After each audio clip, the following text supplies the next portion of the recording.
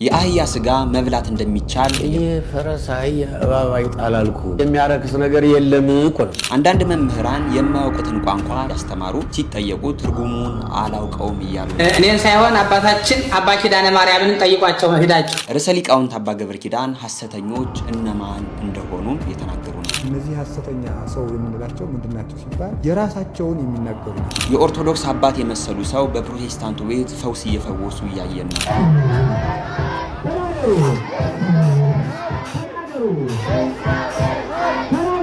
ውድ ቤተሰቦች እንደምን አላችሁ? እኛ እጅግ በጣም ደህና ነን። በዛሬ ቪዲዮዎቻችን ያየናቸውንና በጣም አስተማሪና ወቅታዊ የሆኑ ቪዲዮዎችን ይዘናል። እስከ ፕሮግራማችን ፍጻሜ አብራችሁን ቆዩ። ሁላችሁም ይህንን ቪዲዮ ላይክ አድርጋችሁ ጀምሩት። ለዚህም ቻናል ቤተሰብ ያልሆናችሁ ሰዎች ተመስገን ነኝ። ይህንን ቻናል ሰብስክራይብ በማድረግ ቤተሰብ ይሁኑ። ወደ መጀመሪያው ቪዲዮ እናልፋለን። እንዴት ነው ሰው ያሰበውን ሳይሆን ያላሰበውን ሰው የሚያገባው አለ?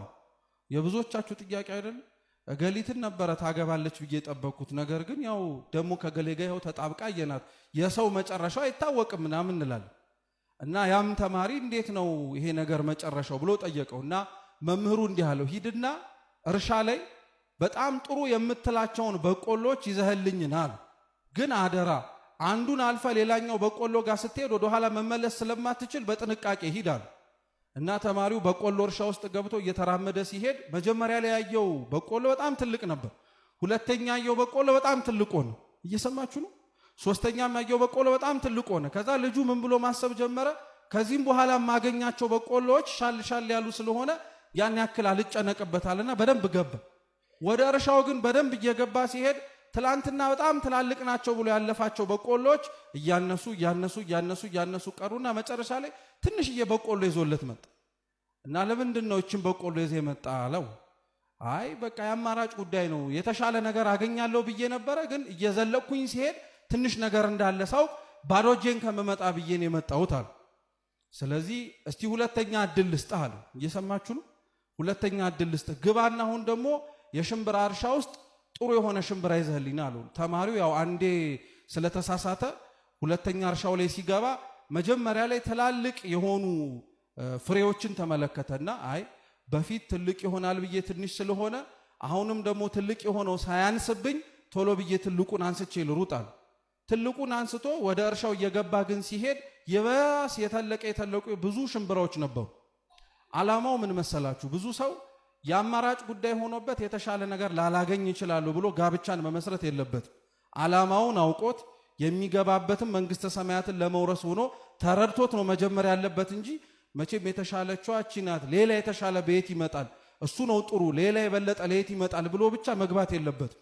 ዓላማው መንግስተ ሰማያትን መውረስ ስለሆነ፣ ስለዚህ እነዚህም ባለትዳሮች መንግስተ ሰማያትን የሚወርሱበት አጣን ብለው የሚገቡበት ትዳር ሳይሆን አግኝተነዋል ብለው እግዚአብሔርን የሚያስመሰግኑበት እንዲያደርግላቸው የአምላካችን ቅዱስ ፈቃድ ይሁንልን።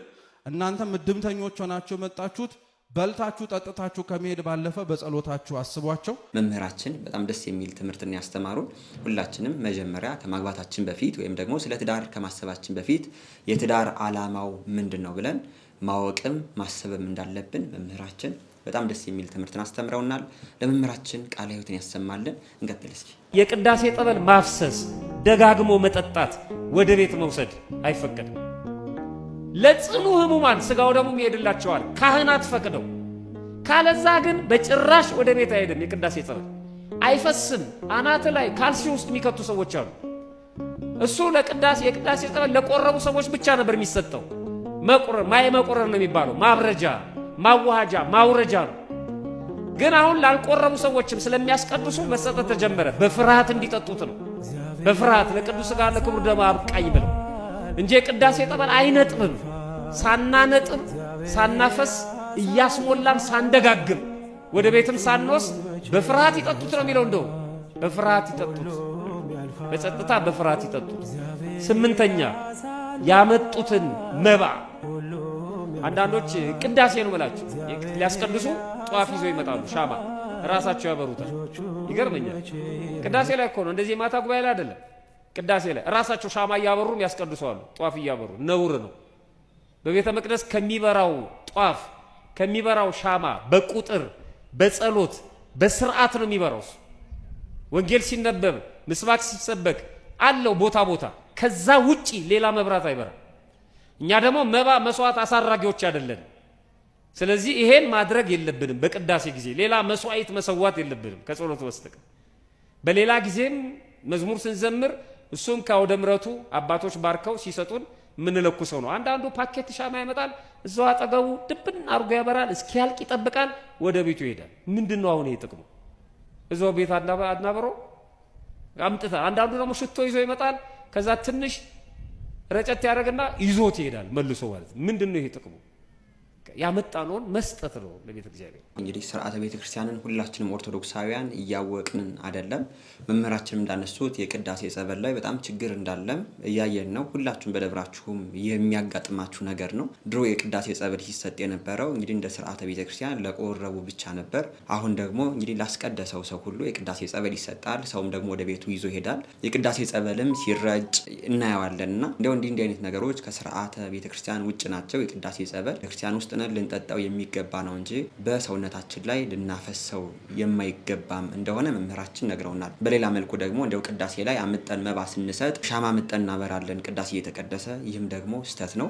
መስዋዕት መሆን ያለበት ዲያቆኑ በቤተ መቅደስ የሚያበራው ጧፍ ሻማ ነው እንጂ እንደው በቅዳሴ ላይ እኛ የራሳችንን ያመጣነውን ነገር መለኮስም እንደማይቻል ይህ ከቤተክርስቲያናችን አንጻር ስህተትም እንደሆነ እየነገሩን ነው። የምናመጣው መባ ካለ አምጠን ለቤተክርስቲያን እናስገባለን እንጂ እኛ ለኩሰ ነው እኛ እንደፈለግን አድርገ ነው ልንሄድ እንደማይገባ ሁላችሁም እንግዲህ ማወቅ እንዳለባችሁ መምህራችን በጣም በግልጽ ነግረውናል ማለት ነው። ለመምህራችን እግዚአብሔር ይስጥልን። እንቀጥል እስኪ። ዘፈን ትሞክራለሽ?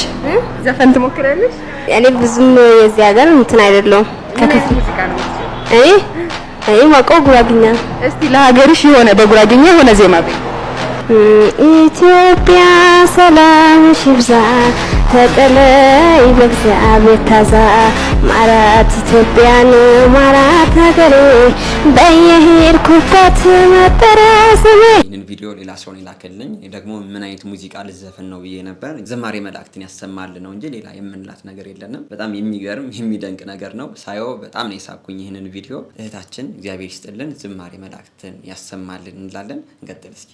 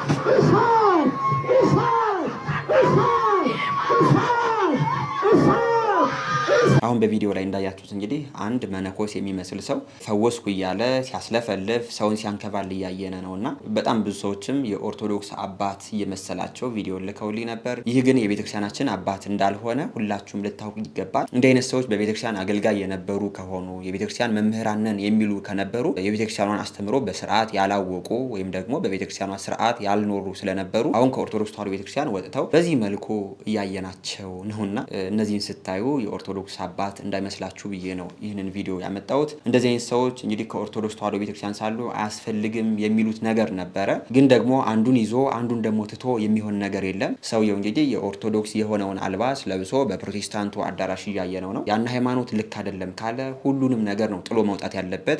አንዱን ይዞ አንዱን ደግሞ ጥሎ መውጣት የለበትም። ሰውን ለማሳሳት እኔ ከኦርቶዶክስ ተዋሕዶ ቤተክርስቲያን አባት ነኝ ለማስባል ግን እንዲህ አይነት ነገሮችን እያየን እንገኛለንና በጣም የሚያሳዝን የሚገርም ነገር ነው። እግዚአብሔር ለሰዎቹ ልቦና ይስጣቸው። ሰውየው ግን እንደው ከኦርቶዶክስ ተዋሕዶ ቤተክርስቲያን ሳለ በቤተክርስቲያናችን ስርዓት ያልነበረ የቤተክርስቲያኗንም ትምህርት በስርዓት ያላወቀ ሰው እንደሆነና እንዲህ አይነት ሰዎች የቤተክርስቲያናችን አባቶች እንዳልሆኑ ሁላችንም ኦርቶዶክሳውያን ልናውቅ ይገባል። ሁላችሁም በዚህ ቪዲዮ ላይ ያላችሁን አስተያየት ኮሜንት ላይ ጻፉልን። እንቀጥል እስኪ።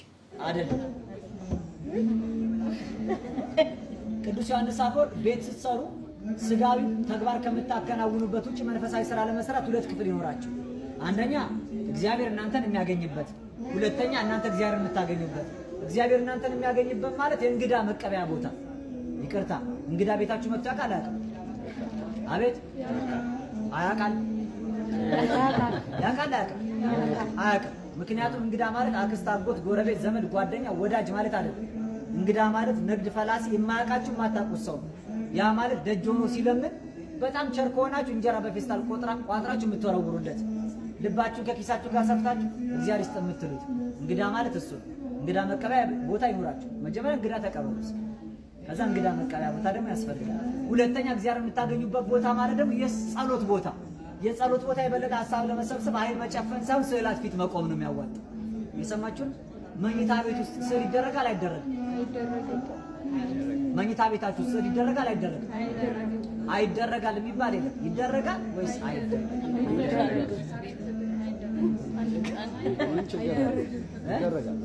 ይደረጋል።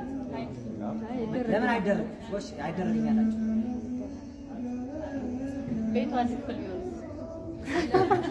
አይ ለምሳሌ መኝታ ቤት ውስጥ ሰው ስዕል አያደርግም ብዙ ጊዜ። ለምን ይመስላችኋል? ያው ስጋዊ ስራ ስለምንሰራበት። የስጋ ግብር የአልጋ ሩካቤ ስለሚፈጸምበት ይላል ሰው። በህጋዊ መልኩ የተደረገ የስጋ ግብርና የአልጋ ሩካቤ ንጹህ የተቀደሰ። ቅዱስ ጳውሎስ ጋብቻ በሁሉ ዘንድ ክቡር መኝታው ንጹህ ነው ብሏል። አንዳንድ ሰው ምንም ቢሆን ግን ያው እዛ ኃጢአት ስለምሰራ ስዕል አላደርግም ይላል። ኃጢአት ስለምሰራ ስዕል አላደርግም ክርስቲያን አይደለም። ኃጢአት ስለምሰራ ስዕል አላደርግም ሳይሆን ስዕል ስለማድረግ ኃጢአት አልሰራም ነው መባል አለበት። እስኪ በሉ ስዕል ስለማድረግ ኃጢአት አልሰራም እንጂ ኃጢአት ለመስራት አቀባብሎ እንደማለት ነው። ስዕል ሁሉ ጊዜ እንኳን መኝታ ቤት ጌጥ ማስዋቢያ አይሁን እንጂ የገበታ ስዕል እንኳን ከቦታ ቦታ ይዞ መሄድ ይገባል። ይህን ችግር ለመቅረፍ ኮርነር ኦፍ ፕሬየር የጸሎት ቤት የሌላችሁ የጸሎት ጥግ ብታበጁ ሐመረ ብርሃን በዚህ አይነት መልኩ የጸሎት ቦታ ያዘጋጃል። መምህራችን በጣም ደስ የሚል መልእክትን ያስተላለፉልን። ሁላችንም የጸሎት ቤት እንዲኖረን እንደው ቤታችን ደግሞ አንድ ክፍል ከሆነችም በመጋረጃም ሆነ በሆነም ነገር ከልለን የጸሎት ቦታ እንድናዘጋጅ በዚህ መልኩ መልእክታቸውን አስተላልፈዋል። መምህራችን የጸሎት ቤት አስፈላጊነቱ ምን እንደሆነ በዚሁ በዝርዝር ነግረውናልና ሁላችንም የቻልን የጸሎት ቤት እናዘጋጅ። ካልቻልን ግን ቤታችን አንድም ከሆነች ግን በመጋረጃም ሆነ በሚከፈል ነገር ከፍለናት ስዕል አድኖችን በዛ አድርገን የጸሎት ቦታ እናድርጋቸው ይላሉ መምህራችን። እግዚአብሔር ቃለ ሕይወትን ያሰማልን።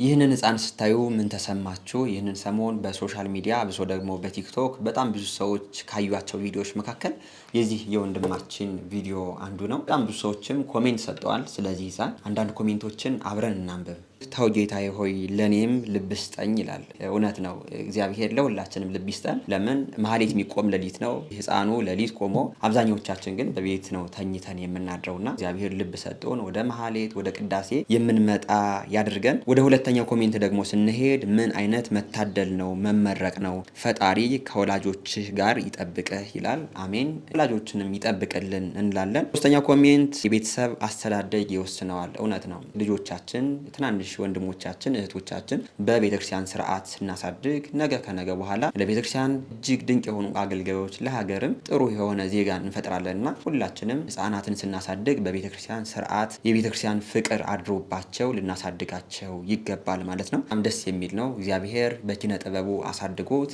አገልጋይ ያድርግልን። እስኪ እናንተም በዚህ ቪዲዮ ላይ ያላችሁን አስተያየት ኮሜንት ላይ ጻፉልን። እንቀጥል እስኪ። ሻሃውዚን ብለው አስተምረው ነበርና ምን ማለት ነው? የምን ቋንቋ ነው? አረብኛ ነው ሲሉን ሰምቼ ነበረ። እንደዛ አይነት አረብኛ አለ ወይ? እርሶስ አረብኛ ይችላሉ ወይ? ይሄ ነው ጥያቄ። ይቀጥላለሁ። አንድ ጥያቄ አለኝ ሌላ። እኔን ሳይሆን አባታችን አባ ኪዳነ ማርያምን ጠይቋቸው ሄዳችሁ። ይሄ ስለዚህ እርሶ አያውቁትም?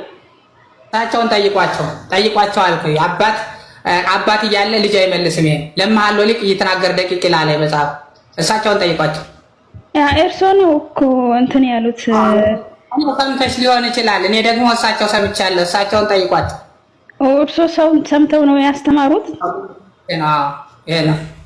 መምህር ሳያውቅ ሰምቶ ብቻ ያስተምራል። ከዚህ በፊት ተጠይቀው እነሱ አያውቁትም እንጂ አረብኛ ነው ሲሉ ነበረ። አዳምጪኝ።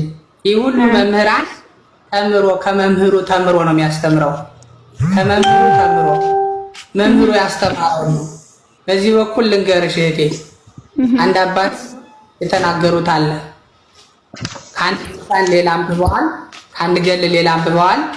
ከዛም በኋላ ምን አሉ? መጻሕፍት ዱላ ቢኖራቸው ተደባድበው ያልቁ ነበረ፣ ግን ሊቃውንቱ ያስተካክሏቸዋል ብለዋል። ስለዚህ አባታችን ስላሉ ከሳቸው ጠይቁ። አባታችን መጽሐፉን የጻፉት እነሱ ናቸው። እነሱ ነው የምጠይቀው። እነሱ ጠይቁ ብያለሁ። ድርሳነ ጽዮን ላይ ነው ያነሱት። ድርሳነ ጽዮን ያነበቡት ከሳቸው ጠይቁ ብያለሁ። መልሱ የእርሶ ግን ባስተማሩት ላይ ለመመለስ ፈቃደኛ አይደሉም። ይህ ባስተማሩት ላይ ነው ያስተማሩት። ግን እንደዚህ እኮ ትልቅ መምህር ተብለው የሰሙትን ብቻ ማስተማር ጥሩ አይደለም። ማወቅ ይቀድማል እኮ ከማስተማር በፊት እኮ አልኩሽ።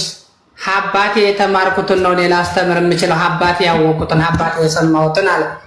ታውቁታላችሁ አይደል? ያስተማራችሁትን።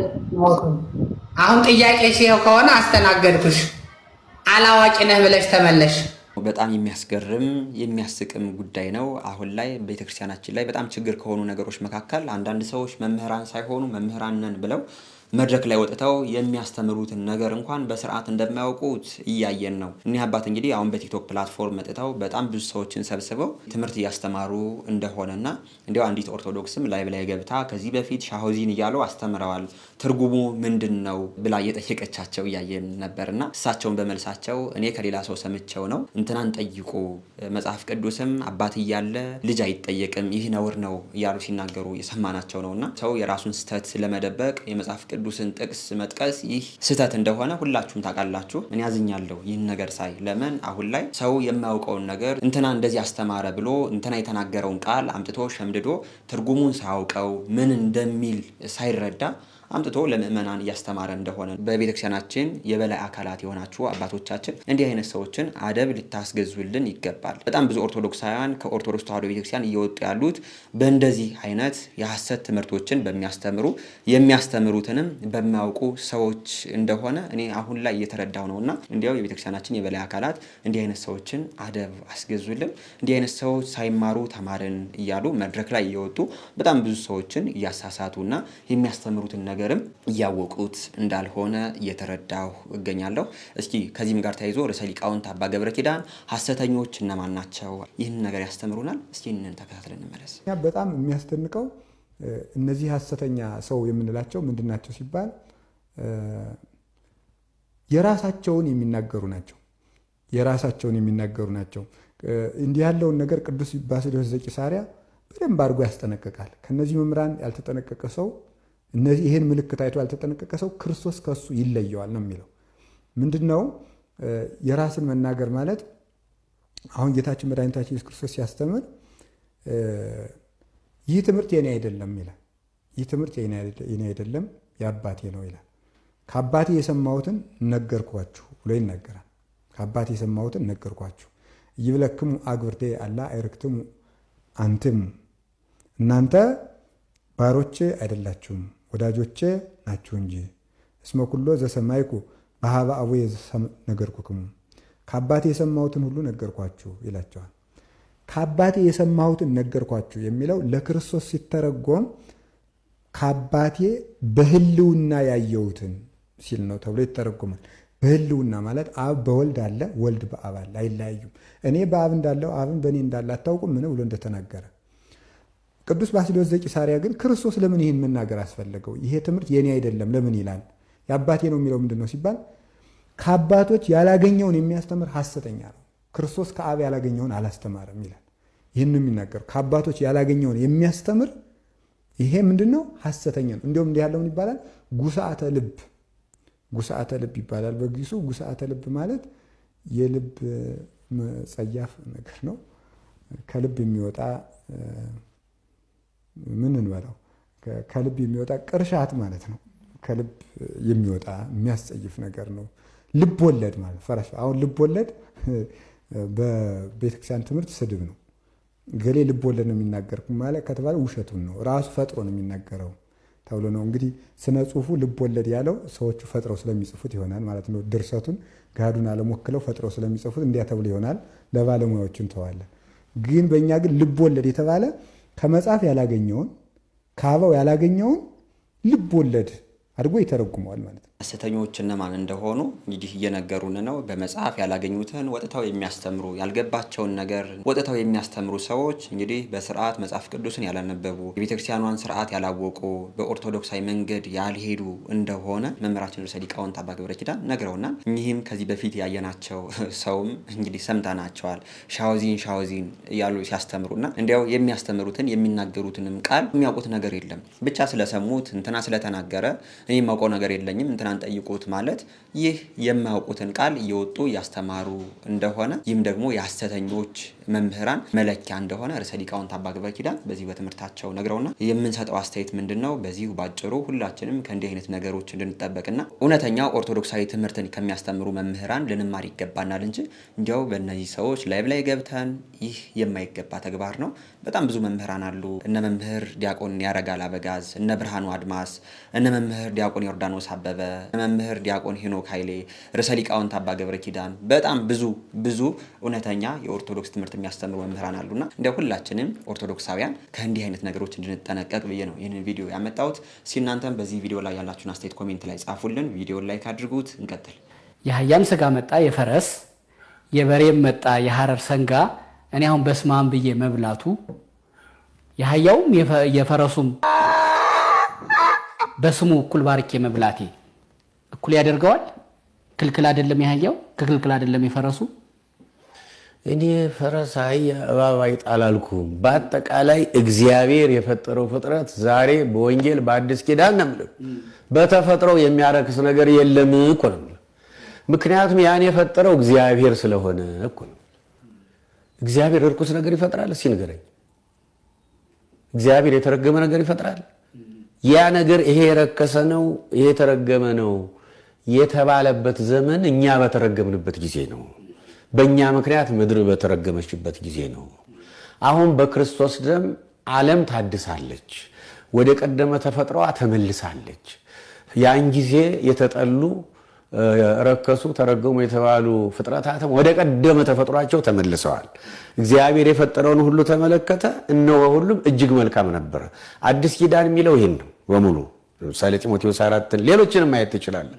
አዲስ ላይ የሚለው በሙሉ ይሄን ነው። ፍትሐ ነገሥቱም የሚለው ይሄን ነው።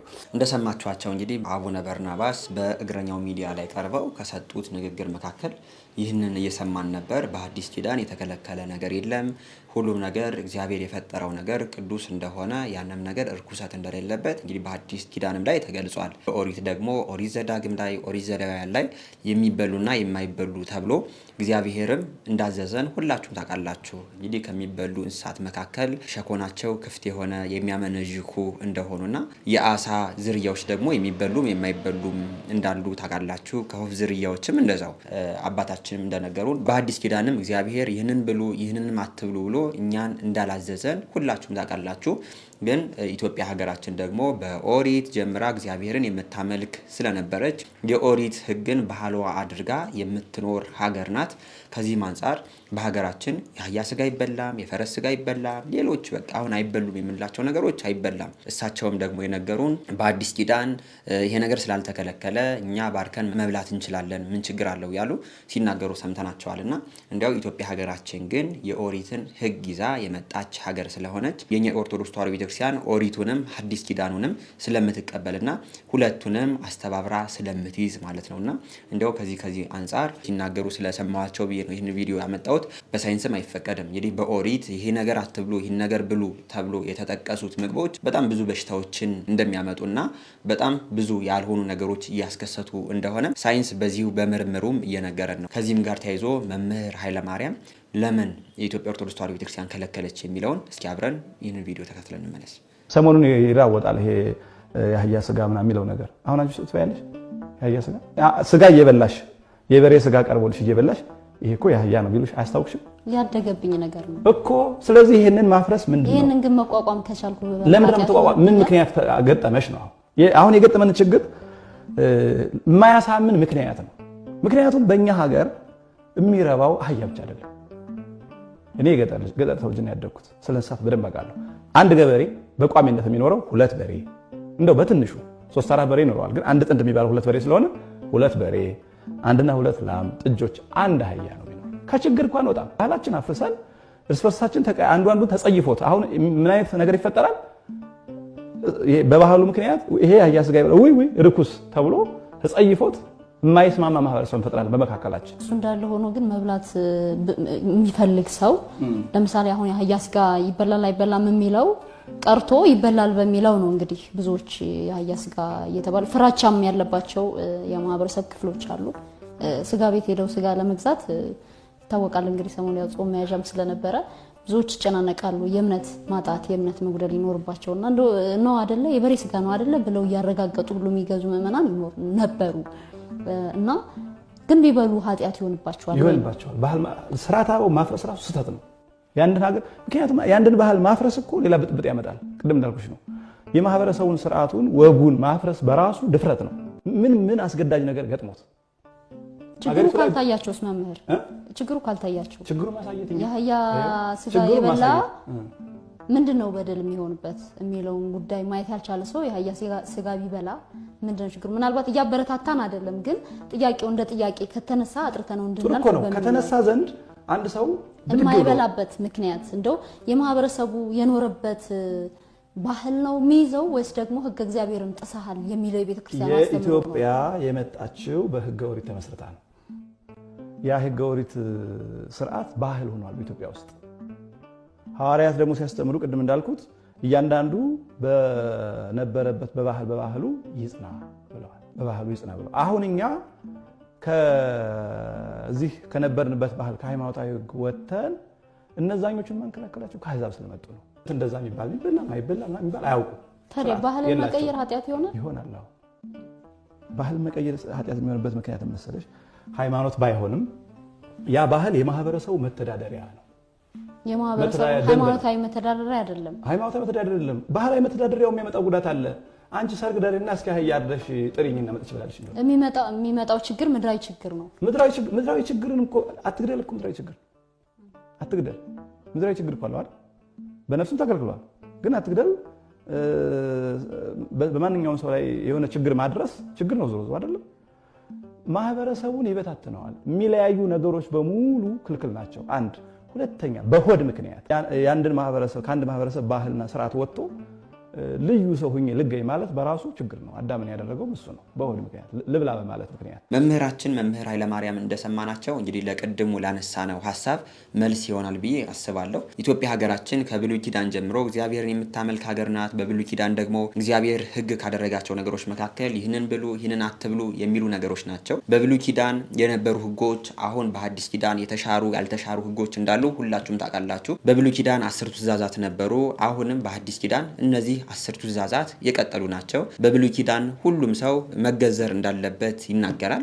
በአዲስ ኪዳን ግን ሰው ቢገዘር ባይገዘር ችግር የለበትም። እንደው ደግሞ በብሉይ ኪዳን ደግሞ ቅድም እንዳነሳ ነው እነዚህ ይበላሉ እነዚህ አይበሉም የሚሉ ነገሮች ደግሞ እግዚአብሔርም እንዳዘዘ ተናግረናል። ኢትዮጵያ ሀገራችን እንግዲህ ከብሉይ ኪዳን ጀምራ እግዚአብሔር የምታመልክ ሀገር ስለነበረች ያንን አይበሉም ይበላሉ የሚሉትን ነገሮች ባህሏ አድርጋ አሁንም እየኖረች ያለች ሀገር ናትና እንደው ከዚህም ጋር ተያይዞ የኢትዮጵያ ኦርቶዶክስ ተዋሕዶ ቤተክርስቲያን በፍትሐ ነገሥት እነዚህ ይበላሉ እነዚህ ደግሞ በዚህ በኦርቶዶክስ ተዋሕዶ ቤተክርስቲያን አይበሉም ብላ እንዳስቀመጠቻቸው እናያለንና ቅድም አባታችን አቡነ በርናባስ እንደሰማናቸው በሐዲስ ኪዳን የሚያረክስ ነገር የለም፣ የሚያረክስ ኃጢአት ነው፣ የሚያረክስ እንደዚህ ነው እያሉ ሲናገሩ ሰምተናቸዋልና መምህራችንም መምህር ኃይለማርያምም ሁላችንም ከባህላችን ውጭ መሆኑም ደግሞ ኃጢአት እንደሆነ በዚህ መልኩ ነግረውናል። ይህን ነገር ትንሽ ግራ የሚያጋባ ነገር ስለሆነ ነው ይህን ቪዲዮ ያመጣሁት። እስኪ እናንተም በዚህ ቪዲዮ ላይ ያላችሁን አስተያየት ኮሜንት ላይ ጻፉልን። የቴሌግራም ቻናል ግሩፕ እየከፈቱ ነው እያስተማረ ያለው። ይያዛላ ይያዛል። ከዛ የአንቺ ስስብልት ይነግርሻል። ህይወት በጣም አስቸጋሪ ነበረች ያሳለፍኩት፣ በጣም እቅም ነበረ፣ በጣም አጨስ ነበረ። እሰየው እሺ፣ ከባድ ህይወት አጋጠሙ። ለዚህ መፍትሄው ተሐድሶ መሆን ነው። ጫቃሚ ነበር፣ እሺ፣ አጫሽ ነበር። አዎ፣ ለዚህ መፍትሄው ምንድን ነው? ኦርቶዶክስ መሆን ነው ወይስ ክር በጥሶ አሰግድ ጋር መግባት ነው? ገንዘብ አባክን ነበረ፣ ጥሩ አካውንት ክፈታ። አካውንት ለመክፈት እኮ ተሐድሶ ገበሬ አይጠበቅብን። እገለብጥ ነበረ መጠጥ ተዋ በቃ ውሃ ጠጣ ማን ከለከለ? ሴት አተራምስ ነበረ በአንድ ጽና ምን 30 ጋር አተራመሰ? የሆነ ደካማ ጎንን ላለማስተካከል በምንፍቅና አታሳበው። ያንተን ክህደት በኦርቶዶክሳዊ ድክመት ውስጥ አደብቀው። እንደዚህ ያደርግ ነበር፣ አስቸጋሪ ህይወት ኖር ነበር። አዎ ትኖር ነበር። አዎ ሱሰኛ ነበር። ካው ከሱስ ለመውጣት ግን አስገድገ መሄድ አይጠበቅብህም። ገለ ተክለ ሃይማኖት መሳደብ አይጠበቅብህም። ኦርቶዶክስ ሙሉ ይጠበቅብሃል። አለቀ በቃ። አለመቃም ትችላለህ። ይኸው እኛን አታይም? ጥርስን ያበለጽከው አንተ ነህ። አሽሹን እያጨስከው ሽሻውን እያጨስከው ፊት ላይ ማዲያት እንዲወጣ ከሰውነት ተራ እንደጣየው አንተ ነህ። ትችላለህ። ጾም ጸሎት ግባ፣ ሱባኤ ግባ፣ ጸበል አለልህ። ለዚህ አይነት ድቀት መፍትሄ አለልህ። ወንድማችን እንደሰማነው እንግዲህ አብዛኛውን ከኦርቶዶክስ ተዋሕዶ ቤተክርስቲያን ወጣነ የሚሉ ሴቶችን በሏቸው ወንዶችን በሏቸው በጣም ከሚሰጡት ነገሮች መካከል ድሮ በኦርቶዶክስ ተዋሕዶ ቤተክርስቲያን ሳለነ ጨፋሪዎች ነበርነ፣ ቃሚዎች ነበርነ፣ አጫሾች ነበርነ። በዚህ ምክንያት ደግሞ ስራን ሰራም። አሁን ግን ወደዚህ ከመጣን በኋላ ኢየሱስን ካገኘን በኋላ ይህንን ነገር እያደረግን ነው። ከሱስ ወጠናል፣ አንሰክርም፣ አናጨስም፣ ጭፈራ ቤት አንሄድም እያሉ ሲናገሩ የሰማናቸው ነውና አሁን ላይ ሰው ከኦርቶዶክስ ተዋሕዶ ቤተክርስቲያን ወጥቶ ወደ ሌላ እምነት ለመሄድ ትምህርት ሃይማኖትን አይደለም መመዘኛ እያደረገው ያለ የሱን ህይወት ነው፣ የሱን መቃም ነው፣ የሱን ማጨስ ነው። በእኛ በኦርቶዶክስ ተዋሕዶ ቤተክርስቲያን ደግሞ ቤተክርስቲያናችን ቃሙ አትልም፣ አጭሱ አትልም፣ ስከሩ አትልም፣ ዘሙቱ አትልም። እንዲያውም ከነዚህ ነገሮች እንድንጠበቅ ቤተክርስቲያናችን ታስተምረናለች። እንዲያው በዛኛው ከኦርቶዶክስ ተዋሕዶ ቤተክርስቲያን ውጭ ሂደን እንደው በኦርቶዶክስ ሳለና አጫሽ ነበርነ፣ ቃሚ ነበርነ። አሁን ግን ጌታን ካገኘነ በኋላ ከዚህ ነገር ድነናል ይላሉና እንዲያው ይህ የቤተክርስቲያናችን ችግር ሳይሆን የሰው የራሱ ችግር ነው። የወጣቷ ወይም ደግሞ የወንድም ከሆነ ደግሞ የወጣቱ ችግር ነው። ይህም ደግሞ የቤተክርስቲያኗ አስተምሮ አይደለም። ቤተክርስቲያኗ ሁላችንም በስርዓት እንድንኖር ታስተምረናለች እንጂ እነሱ እንደኖሩት ተንዘላዝለን እንድንኖር አታስተምርም ማለት ነው። ወንድማችን ያነሳው ሀሳብ ይህ ነው። ሁላችንም ኦርቶዶክሳውያን በዚህ አይነት ነገር ልነቃ ይገባል። በቤተክርስቲያኗ ስርዓት ልንኖር ይገባል እላለሁ። እናንተም በዚህ ቪዲዮ ላይ ያላችሁን አስተያየት ኮሜንት ላይ ጻፉልን። ወደ ቀጣይ ቪዲዮ ደግሞ ስንሄድ እንግዲህ ከአንድ ቪዲዮ በፊት መሰለኝ ስለ ጸሎት መጽሐፍት አንስተን ነበር። አንዳንድ የጸሎት መጽሐፍት ቤተክርስቲያን የማታውቃቸው እንደሆነ ተናግረን ነበር።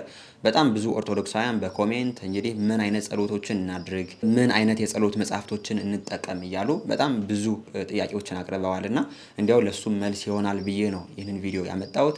ርዕሰ ሊቃውንት አባ ገብረ ኪዳን ስለዚህ ነገር ይነግሩናል። እስኪ ይህንን ቪዲዮ ተከታትለን እንመለስ። የምንጸልየውን ማወቅ አለብን።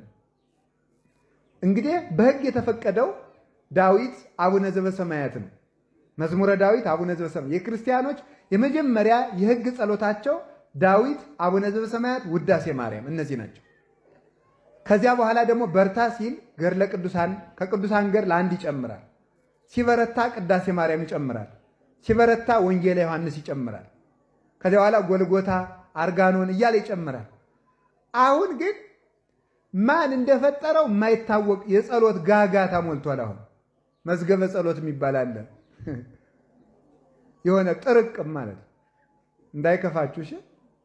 ድሮ ባለ 53ቱ የሚባል ነበር፣ ኋላ ባለ 78ቱ፣ አሁን ደግሞ 90 ምናምን ሆኗል መሰለኝ 100 ምናምን። ለውዳሴ ከንቱ ምዕመናን በቀይ ቢጫ አረንጓዴ ማህደር ያደረጉትና ሳሳ ያለ ነጠላ አድርገው አዝለውት ጀለል ጀለል ይላሉ። አንዱንም አያነቡት ማለት ነው። ከዚያ በኋላ መልካ አርሴማ አይቀር፣ መልካ ሚካኤል አይቀር፣ ውዳሴ አምላክ አይቀር፣ ሰይፈ ሚካኤል፣ ሰይፈ ስላሴ አይቀር፣ ሰይፈ መለኮት አይቀር፣ ግግግግግግ አንዱንም ከዚያ በኋላ አይጸለይም። መጀመሪያ በሕግ የታዘዘውን ጸልዩ። ከደም ጸሎተ ባርቶስ ምንድን ነው ይሄን? በሕግ የታዘዘውን 318ቱ ሊቃውንት በፍትሐ ነገሥት ያዘዙትን ነቢያት ሐዋርያት ያዘዙትን መዝሙረ ዳዊት፣ ውዳሴ ማርያም፣ ዳዊት፣ ወንጌል ጸልዩ። አሁን ከዛሬ ጀምሮ ሁላችሁም ዳዊት ይኖራችኋል። ከቃሉ ጋር ናችሁ። እግዚአብሔር ከሁላችን ጋር ይሁን። ስለዚህ ሁላችሁም ከዛሬ ጀምሮ መዝሙረ ዳዊት ሊኖራችሁ ይገባል። መዝሙረ ዳዊት የሌለው ክርስቲያን አይደለም። እዩት። ስርዓት ምን ያስተምርናል ካላችሁ ገድለ ቅዱሳን፣ ስርዓተ ቤተክርስቲያን። አሁን ይውላችሁ ተክሊል ሲፈጸም ዳዊትና ውዳሴ ማርያም ነው የሚደገሙ፣ ምንም አይደለም ሌላ። ወንጌል አለቀ። እሺ ክርስትና ሲነሳ ዳዊት ውዳሴ ማርያም ነው የሚጸለየው፣ ወንጌል ነው የሚጸለየው። ሙታን ሲፈቱ ዳዊት ውዳሴ ማርያም ወንጌል ነው የሚጸለየው። ምን የትኛውም ስርዓተ ቤተክርስቲያን ካህናት ዲያቆናት ሲሾሙ ዳዊት ውዳሴ ማርያም፣ ጸሎተ ቡራኬ ሁሉ ዳዊት ውዳሴ ማርያም። ካህኑ ቅዳሴ ከመግባቱ በፊት ቅድመ ግባተ መንጦላይት የሚባል ጸሎት አለ። ከመቅደስ ገብቶ ከመጸለዩ በፊት ወጥቶ ቅድስቱ ላይ ሆኖ መብራት ይዞ መስቀል ይዞ ህዝቡ ፊቱን ወደ ህዝቡ አዙሮ የሚጸልየው ጸሎት አለ። ዳዊት ነው፣ መዝሙረ ዳዊት ነው። በየትኛውም ጉዳይ የሚጸልየው ምንድነው ካላችሁኝ መዝሙረ ዳዊት ነው። በየትኛውም ነገር ውስጥ ማለት ነው። በቅዳሴ በኪዳን በሁሉ መቅደም ላይ 40 ቀን ሙሉ የድጓ መምህራን በአብይ ጾም በፍልሰታ በአጽዋማት ጊዜ ስባተ ነግህ የሚባል ቃል እግዚአብሔር አለ። ዳዊት መዝሙረ ዳዊት ነው። በቃ ማለዳ በሙሉ 150ውን ዳዊት ሲያስተዛዝሩ ነው የሚያረፍዱ ማለት ነው። ዳዊት ነው የሚጸልዩ ስባተ ነግህ። የቅዱስ ያሬድ ቃል እግዚአብሔር ብዙ ነው። ምዕራፍ የሚባል መጽሐፍ አለ ሙሉ ዳዊት ነው። በስመ በመዝሙረ ዳዊት ይዘምሩ ሰማያውያን ወምድራውያን። በቅዱስ ዳዊት መዝሙር የሰማይ መላእክት እንኳን ሳይቀሩ ይዘምራሉ። መምህራችን ርዕሰ ሊቃውንት አባ ገብረ ኪዳን ከአንድ ቀን በፊት በሰራነው ቪዲዮ እንግዲህ ጥያቄ የሆነባችሁን ነገር መልሰውላችኋል ብዬ ተስፋ አደርጋለሁ። እንግዲህ ሁላችንም ምን አይነት ጸሎቶችን መጸለይ እንዳለብንና ምን አይነት የጸሎት መጽሐፍቶችን መግዛት እንዳለብን በዚህ መልኩ ርዕሰ ሊቃውንት አባ ገብረ ኪዳን አብራርተው ነግረውናል። እንግዲህ ሁላችሁም ዳዊት የሌላችሁ ኦርቶዶክሳውያን አሁኑኑ ዳዊት ገዝታችሁ ጸሎት መጀመር እንዳለባችሁ ርዕሰ ሊቃውንት አባ ገብረ ኪዳንም በዚህ ትምህርታቸው መልእክታቸውን አስተላልፈዋል። ለመምህራችን እግዚአብሔር ይስጥልን፣ ቃለ ሕይወትን ያሰማልን። የዛሬ ፕሮግራማችን ይህንን ይመስል ነበር። ያጠፋነው ካለ ኮሜንት አድርጉን፣ እናስተካክለዋለን። የቀረን የጥያቄና መልስ ፕሮግራማችን ነው። እንግዲህ በሁሉም ፕሮግራማችን ጥያቄዎችን ለእናንተ እያመጣን እያዘጋጀን እያቀረብን እንደሆነ ታውቃላችሁ። ዛሬም እንደተለመደው እንደ ሁሌው ጥያቄዎችን አዘጋጅተናል። ጥያቄዎችን አይተን እንመለስ። በቤተ ክርስቲያን ውስጥ የሻማ ብርሃን ምሳሌነቱ ምንድን ነው? ሀ ለመንግስተ ሰማያት ብርሃን፣ ለቅዱሳን ሕይወት፣ አመርሃ ለእግዚአብሔር ብርሃን መሆን፣ መ ሁሉም።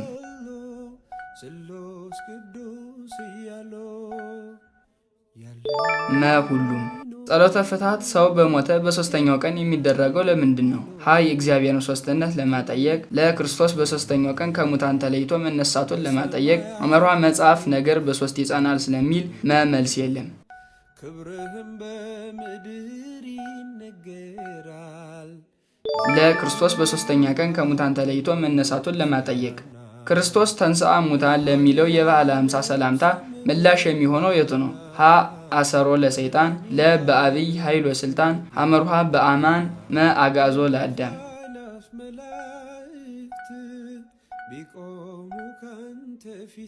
ለ በአብይ ኃይል ወስልጣን። ከሚከተሉት ውስጥ የመንፈስ ቅዱስ ምሳሌ ያልሆነው የትኛው ነው? ሀ ርግብ፣ ለ እሳት፣ አመርሃ ነፋስ፣ መ በግ።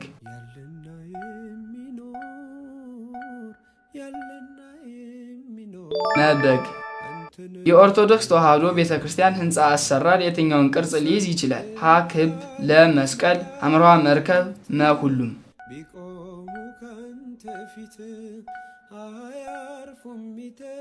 መ ሁሉም።